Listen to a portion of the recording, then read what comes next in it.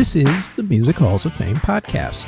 This week we honor the year in music for 1994 along with a member of the Rock and Roll Hall of Fame class of 1994. We also take a look at who will be eligible for the Rock and Roll Hall of Fame for the first time next year, plus our Spotlight Hall of Fame is the Canadian Music Hall of Fame and Museum in Calgary, Alberta, Canada.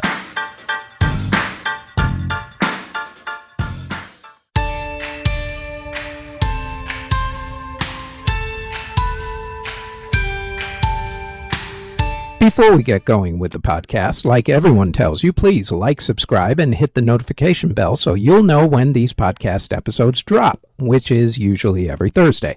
Now, on to this week's episode.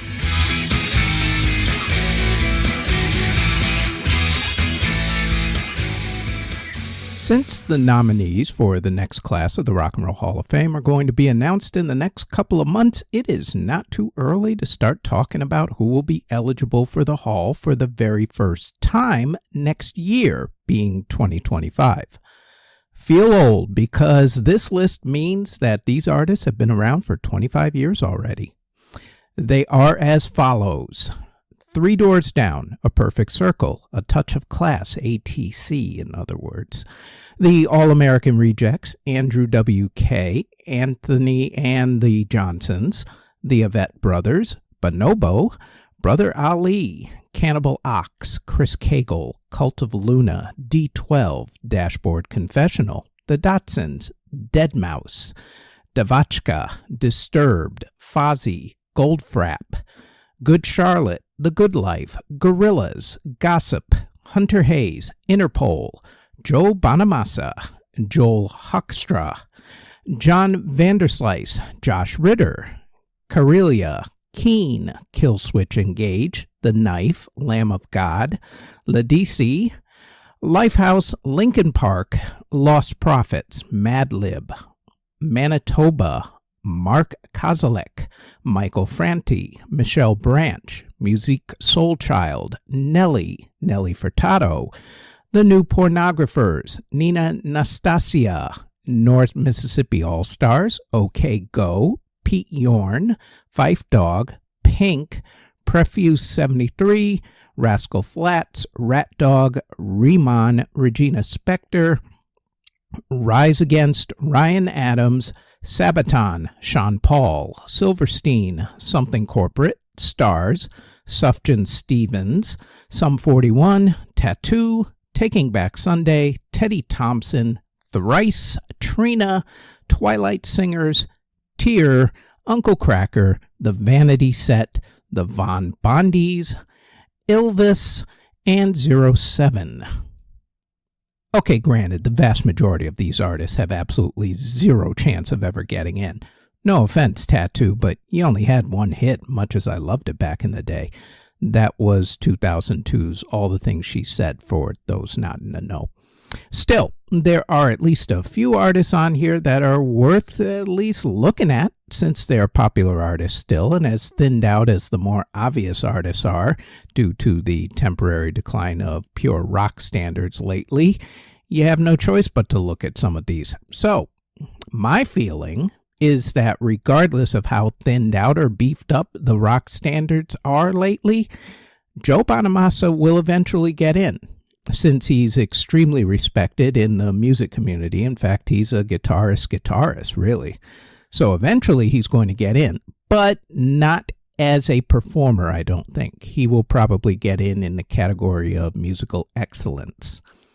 The only other ones who I think stand a shot eventually of at least being looked at, maybe not getting in, but at least being looked at and making a list here or there, would be Linkin Park, Disturbed, Gorillaz, Interpol, and I already know this is going to upset a lot of people in the comment sections. Are going to get a little crazy on this, but not that I think that this person deserves to be in, mind you, but I do think that eventually they put Pink in.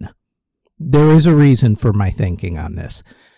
It's really because they want to put more popular pop songstresses in, and she is still relevant. She does still have hits 25 years after the fact.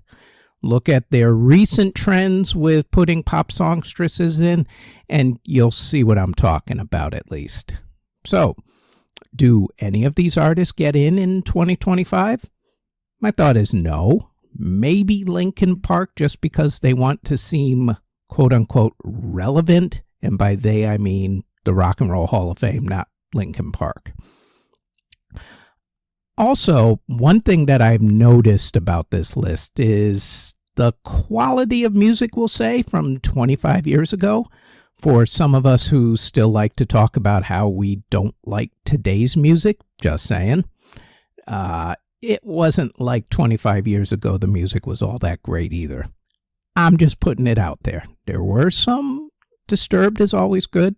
Gorillaz, Interpol, Linkin Park were great. Loved them. But you look at some of these artists and you're going, ooh, okay. No. In any event, let me know who you think, if anybody, should get in. And the comment section, we'll see how the battle plays out this go around.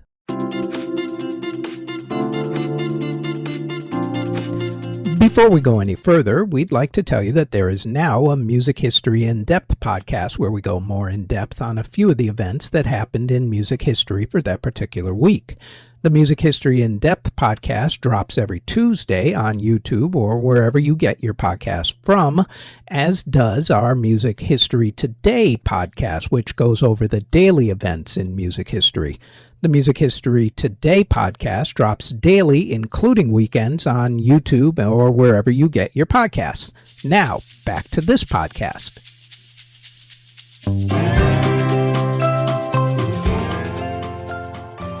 The year was 1994. In music, 1994 was marked by the death of Kurt Cobain from Nirvana. 1994 was also the year that Michael Jackson married Lisa Marie Presley, the Eagles got back together and hell froze over, Aerosmith became the first major label band to purposely put a free song onto the internet for downloading, and Lisa Left Eye Lopez burned down her boyfriend's mansion. Hell hath no fury like a woman scorned, who also knows how to use a flame accelerant. Woodstock 94 happened. The 3-day festival was televised on MTV and helped to put artists Nine Inch Nails, Green Day, Sheryl Crow, and Melissa Etheridge's careers into overdrive. Bill Wyman left the Rolling Stones. Pink Floyd went on tour for the final time. Pearl Jam went to war with Ticketmaster. Michael Bolton was found guilty of copyright infringement after the court found that his song Love is a Beautiful Thing was a little too close to the Isley Brothers song of the same name.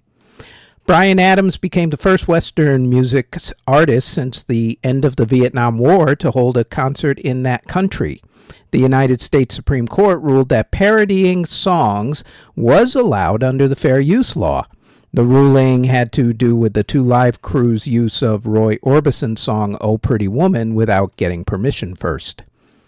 The biggest selling song of 1994 was Ace of Base's The Sign. In fact, it was the year of Ace of Base, as the group had 3 of the top 10 biggest selling singles, with the other 2 songs being All That She Wants and Don't Turn Around. Other hits from 1994 included I Swear by All for One, I'll Make Love to You by Boyz II Men, The Power of Love by Celine Dion, Hero by Mariah Carey, Stay by Lisa Loeb, and Breathe Again by Toni Braxton. Despite the success of Ace of Base's album The Sign, the biggest selling album of the year was actually the Lion King soundtrack. 1994 was also the year where a lot of breakthrough and landmark albums were released. Alice in Chains released their EP Jar of Flies, which became the first EP to hit number 1 on the Billboard Top 200 Albums chart. Green Day released their album Dookie. Nine Inch Nails released their album The Downward Spiral. The Offspring released their album Smash, which became the biggest selling independent album of all time. Weezer released their debut album. Oasis released their debut album, Definitely Maybe. The Arctic Monkeys released their debut album, and Jeff Buckley released his groundbreaking album, Grace. Tim McGraw, Boyz II Men, Counting Crows, Stone Temple Pilots, Kenny G, and Mariah Carey also had big selling albums in 1994. In country music, the biggest albums included John Michael Montgomery's Kickin' It Up, Garth Brooks's The Hits, George Strait's Lead On, Tim McGraw's Not a Moment Too Soon, Mary Chapin Carpenter's Stories in the Road, Brooks and Dunn's Waitin' on Sundown, and the big country singles included John Michael Montgomery's I Swear and also his song Be My Baby Tonight, George Strait's The Big One, Tim McGraw's Don't Take the Girl, Clay Walker's Dreaming with My Eyes Open, Travis Tritt's Foolish Pride, Clint Black's A Good Run of Bad Luck, Mark Chestnut's I Just Wanted You to Know, and Shenandoah's If Bubba Can Dance, I Can Too. In hip-hop, there were classic albums like Notorious B.I.G.'s Ready to Die, Nas's Illmatic, J. Rue The Damages' The Sun Rises in the East, Pete Rock and C.L. Smooth's The Main Ingredient, Organized Confusion's Stress the Extinction Agenda, Snoop Dogg's Murder Was the Case, Warren G's Regulate G-Funk Era, Method Man's Tykel, Bone Thugs and Harmony's Creepin' on a Come-Up, Gangstar's Hard to Earn, Diggable Planet's Blowout Comb, Scarface's The Diary, Gravedigger's 6 Feet Deep, and Outkast's Southern Playlist Cadillac Music. Some of the popular hip-hop songs were Warren G's Regulate, Coolio's Fantastic Voyage, Heavy D's Nothing But Love, and also Got Me Waiting, Salt and Pepper and En Vogue's What a Man, Snoop Dogg's Gin and Juice, and also Who Am I, Craig Max's Flavor in Your Ear, Tupac's Keep Your Head Up, Bone Thugs and Harmony's Thuggish Ruggish Bone, and the Notorious B.I.G.'s Juicy. It Was All a Dream. In dance music, DJ Paul Oakenfold broadcasted his first legendary Goa mix. Mixmag started a trend when they anointed Sasha as the first superstar DJ. The label would be applied to a number of festival headlining DJs after that. The record label Metalhead, started by DJs Chemistry, Storm, and Goldie, helped to put drum and bass onto the genre map. Orbital performed a legendary performance at the Glastonbury Music Festival, which helped to bring EDM to a more mainstream audience. Great Britain passed the Criminal Justice and Public Order Act, which tried to punish rave culture. Ravers responded, of course, by protesting and raving, although they did have one sanctioned rave at Wembley Stadium that drew 10,000 people. Cafe Mambo and the Cream Parties also started in Ibiza in that year. Some of the big dance albums that were popular in 1994 included Massive Attack's Protection, Portishead's Dummy, The Prodigy's Music for the Jilted Generation, which had the hit songs Voodoo People and No Good, and Paul Van Dyk's 45 RPM, which had the influential song For an Angel. Other classic dance tracks that were big that year included Livin' Joy's Dreamer, Reel to Reel's I Like to Move It, 20 Fingers' Short, Short Man, which is also called something else, which I'm not going to repeat here. 2 Unlimited's Let the Beat Control Your Body, Real McCoy's Runaway and Another Night, M People's Moving On Up, Crystal Waters' 100% Pure Love, General Public's I'll Take You There, and Gloria Estefan's Turn the Beat Around. And if you think Eurodance was big in that era, you're not kidding. In Latin music, the biggest artists included Gloria Estefan, Luis Miguel, the Gypsy Kings, Selena, Maña, Branco, Marco Antonio Solis, and Los Buques, La Mafia, Ana Gabriel, and John Cicada. Musicals and revivals of musicals that opened on Broadway included Beauty and the Beast, Carousel, Damn Yankees, Grease, Showboat, and Sunset Boulevard. Musical movies that came out in 1994 included Airheads, Backbeat, Fear of a Black Hat, Immortal Beloved, Hated, Gigi Allen and the Murder Junkies, The Lion King, The Swan Princess, and Thumbelina. Bands who got together in 1994 included 20 Fingers, Basement Jacks, La Bouche, Bowling for Soup, the Derek Trucks Band, Disturbed, Death in Vegas, the Foo Fighters, the Fugees, Gravity Kills, Hoobastank, Method Man and Redman, The Lox, Limp Bizkit, Lucid Nation, Lunatic, Pendulum, Muse, Seven Dust, Sasha and John Digweed, Scarfo, The Rasmus, Republica, Rednecks, Orgy, Orbit, Orange 9mm, Space Hog, The Spice Girls, Sneaker Pimps, Sunvolt, Skunk Anansi, Storyville, System of a Down, Static X, Total, and Tenacious D.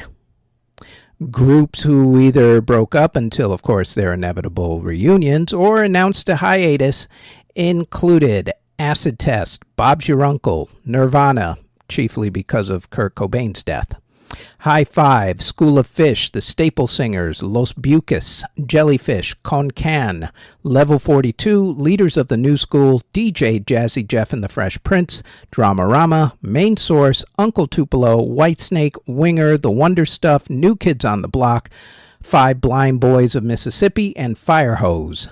Groups who got back together in 1994 included The Circle Jerks, King Crimson, and Hell Froze Over and got the Eagles back together. Artists who were born in 1994 included Justin Bieber, Harry Styles, Bad Bunny, Maluma, Ashton Irwin of 5 Seconds of Summer, Howard Lawrence of Disclosure, DJ Nathan Daw, DJ Madion, Phoebe Bridgers, Kali Uchis, Christina Grimmie, Ava Max, Kai of EXO, RM and J-Hope of BTS, Lynn Gunn of Paris, Halsey, rappers King Von, Dax, Dreezy, and Lil Baby. Artists who passed away, aside from the aforementioned Kurt Cobain, included singer-songwriter Harry Nilsson, composer Henry Mancini, songwriter Jules Stein, entertainers Donald Swan of Flanders and Swan, Martha Ray, and Dinah Shore, guitarist Fred Sonic Smith of MC5, bassist Kristen Flaff of Hole, singers Ephraim Lewis, Garnett Silk, and Dan Hartman, jazz guitarist Eric Gale and Joe Pass, and jazz singers Carmen McRae and Cab Calloway. In awards for the music of 1994, at the Grammy Awards, Sheryl Crow won Best New Artist and Record of the Year for All I Want to Do, while Bruce Springsteen won Song of the Year for Streets of Philadelphia. Tony Bennett's MTV Unplugged won Best Album. At the American Music Awards, Michael Bolton, Mariah Carey, Ace of Base, and the Lion King soundtrack were the big winners. At the Billboard Music Awards, Ace of Base won Artist of the Year. At the MTV Video Music Awards, Video of the Year went to Aerosmith for the song Cryin'. Queen Latifah won Entertainer of the Year at the Soul Train Music Awards. Reba McEntire, Aerosmith, and Garth Brooks won the music categories at the People's Choice Awards. At the Eurovision Singing Contest, which was held that year in Dublin, Ireland, the country of Ireland won on home turf for the song Rock and Roll Kids. Vince Gill won Entertainer of the Year at the Country Music Association Awards, and Reba McEntire won Entertainer of the Year at the Academy of Country Music Awards. Blur won Best British Album for Parklife, and they also won Best Song for Parklife at the Brit Awards. Celine Dion won Best Album for Color of My Love, while Jan Arden won Best Song for Could I Be Your Girl at the Juno Awards. Tina Arena won Album of the Year for Don't Ask, and Silverchair won Single of the Year for Tomorrow at the ARIA Music Awards. At the Tony Awards, Passion won Best Musical. 1994 was the first time that the Tonys gave out an award for Best Revival of a Musical, which was won in 1994 by Carousel. Before then, plays and musicals went up for the same category called Best Revival. The Pulitzer Prize for Music was won by Gunther Schuller for Of Reminiscences and Reflections, Aaron J. Kernis for Still Movement with Him, and Charles Warrenen for Microsymphony. Musically, at the Academy Awards, the movie The Lion King won both music categories, with Elton John and Tim Rice's Can You Feel the Love Tonight winning Best Song, and Hans Zimmer winning Best Original Score. M People won the Mercury Music Prize for the album Elegant Slumming. The 1994 Rock and Roll Hall of Fame induction ceremony was held on January 19th at the Waldorf Astoria Hotel in New York City. At the ceremony, Bono gave one of the best induction speeches ever for inductee Bob Marley. Paul McCartney hugged Yoko Ono during John Lennon's induction. There was supposed to be a reunion of the group The Band, but some feuds continue to run deep, and the one between band members Robbie Robertson and Levon Helm ran rivers deep at that point. They eventually reconciled a decade later, but that was after 35 years of really not talking to each other. During the rest of the ceremony, band leader, talent scout, and record producer Johnny Otis was inducted into the non-performers category. Willie Dixon was inducted into the early influencers category. And in the performers category, the hall inducted Bob Marley, The Animals, The Band, Duane Eddy, The Grateful Dead, Sir Rod Stewart, John Lennon, and this next artist.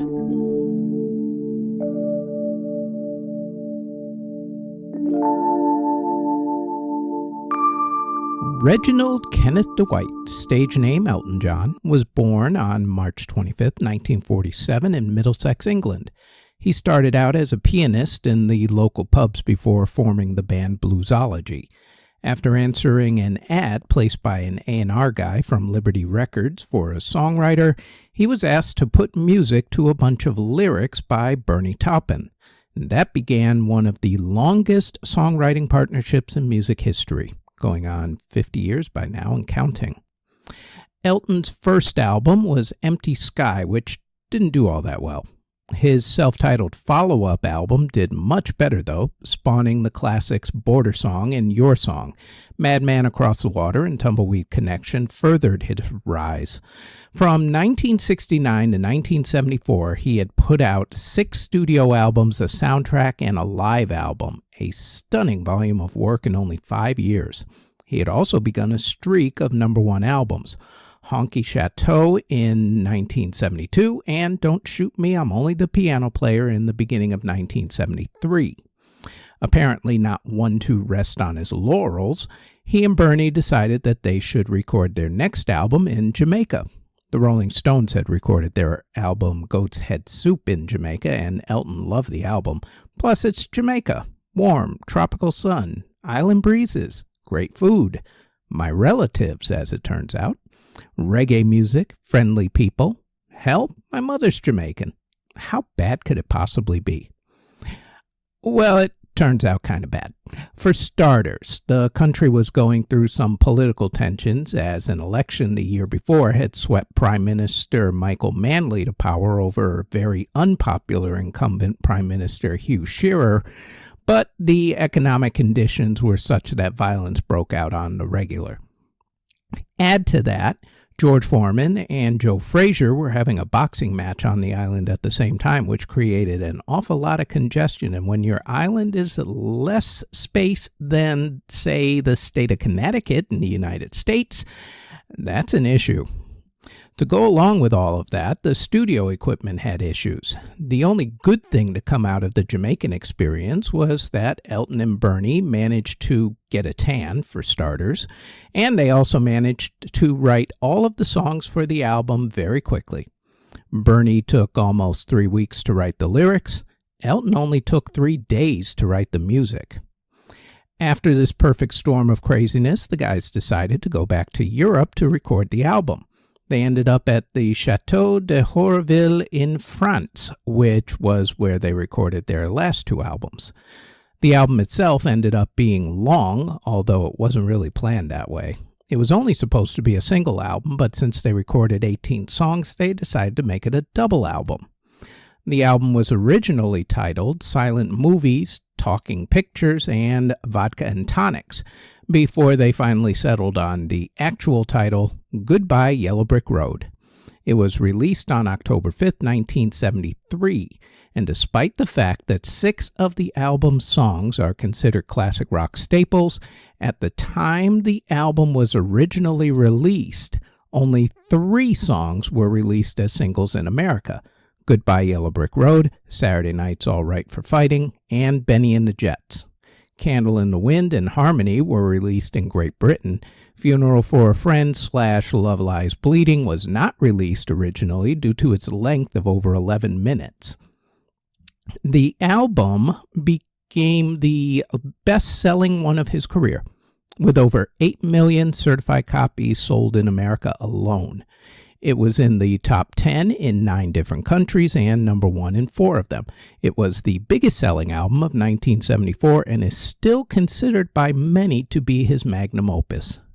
And from there, Elton went on a roll. To date, he has put out 32 studio albums, 5 live albums, 10 soundtrack albums, including his Academy Award-winning work on The Lion King, and has sold over 350 million albums worldwide and counting. He's also an EGOT winner, winning an Emmy, the E, for his TV concert Farewell from Dodger Stadium, numerous Grammys, that'd be the G, a Tony Award, that's the T, for his work with Tim Rice on Aida, and the O, Oscar, the Academy Award, for The Lion King, and he also now has a second one for the song from the movie Rocket Man. Of course, if you've seen his biopic Rocket Man, then you know all about his private life, his drug problems, his rehab, his near bankruptcy, how he was completely unhappy during the 1970s and 80s despite all his success, his fear of his parents, his struggles admitting he was gay, the violence of his first gay lover who was also his manager in the 1970s and who also turned him on to drugs to begin with, his 4-year marriage to a woman in the 1980s, his attempt, according to him, to commit suicide just before his legendary Dodger Stadium concert by taking pills and trying to drown himself in a pool, etc., etc., etc. But hey, what's rock and roll without the trials and tribulations that come with it? To this day, he is still considered to be one of the greatest artists of all time. In fact, even though he is officially retired from touring after over 50 years, he's more popular than ever, as his last album, 2021's The Lockdown Sessions, went top 10, and his duet, Cold Heart with Dua Lipa, went to number 1, opening up his work to yet another generation of fans. In fact, Tiny Dancer gets played on the regular these days. For the record, I personally don't think he's done touring per se. I think he's still got another 10, 15 concert tour, we'll say, out of him. My prediction, he's going to announce his I'm Not Dead Yet tour by 2026, like everybody else.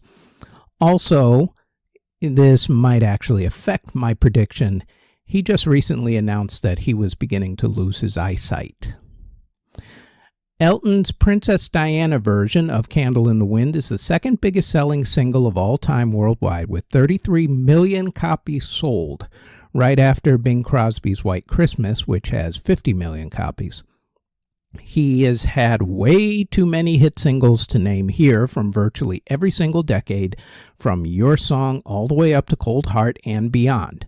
I say beyond because, again, I don't think he's done yet. He's still going to record. In fact, he's literally in the studio now recording, as I read about 3 weeks ago. He's just not touring, that's all. He's still doing his thing.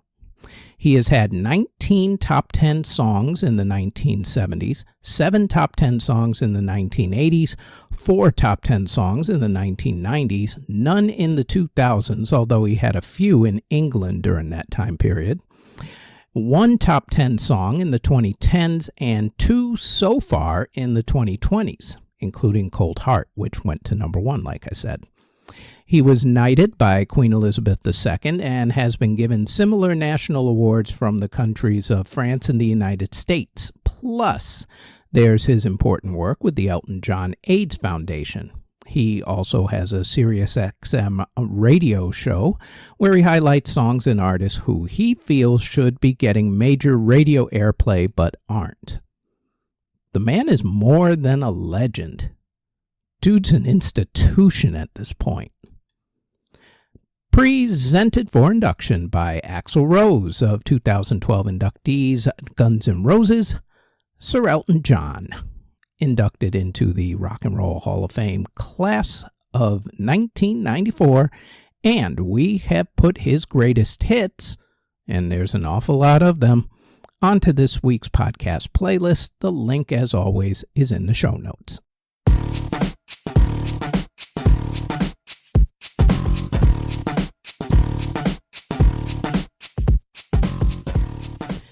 In America, the main lobby group for the recording industry and the one who gives out the Grammy Awards is the Recording Academy. Its Canadian equivalent is the Canadian Academy for the Recording Arts and Sciences, and their version of the Grammys are the Juno Awards. In 1978, the Canadian Academy started inducting groups into the Canadian Music Hall of Fame. The physical hall was opened in 2016 as a part of the National Music Centre on 850 4th Street Southeast in Calgary, Alberta, Canada. The center, which also houses the Canadian Country Hall of Fame, is open normally Wednesday to Sunday, 10 a.m. to 5 p.m., and unlike the Rock and Roll Hall of Fame, which normally has 10 or more artists inducted, the Canadian Hall usually only inducts one group into its hall per year. In fact, it's only inducted more than one artist per year 5 times since 1978. 2005 saw the induction of a group whose group and lead singer are considered Canadian national treasures and also an example of what it means to be Canadian, according to Canadian music critics at least. Founded in Kingston, Ontario, and fronted by Gord Downie, the group had 14 albums which did extremely well in Canada. They sang about subjects that touched upon all things Canadian and differentiated themselves from other Canadian rock artists who wanted a more international following. And for that reason, more than likely, they never really broke through in America. In 2015, Gord Downie found out that he had terminal cancer. In 2016, the band announced that the summer tour would be their final one. The final concert from that tour took place in Kingston, Ontario, and was broadcast nationwide on the Canadian Broadcasting Corporation television channel. That final tour was actually made into a documentary called Long Time Running. In 2017, the band was given one of Canada's highest honors, the Order of Canada. Gord received his early in July of that year, with the rest of the band receiving theirs in November of 2017. Gord Downie passed away on October 17th, 2017. The memory of Gord and the band lives on, as Gord told an interviewer just before he passed on that the band had recorded 4 albums worth of material before he was too weak to continue on. Canada's most quintessentially Canadian band, the Tragically Hip, inducted into the Canadian Music Hall of Fame in 2005, and we will put a sampling of their music onto this week's podcast playlist, much like we did with the Elton John one. The link, of course, will be in the show notes, as will the link to the Canadian Music Hall of Fame. The Music Halls of Fame podcast is part of the Music History Today network, which can be found under Music History Today on Spotify, Apple Music, Amazon Music, iHeartRadio, or wherever you get your podcast from, and also on our YouTube page under Music History Today. Thank you very much for listening.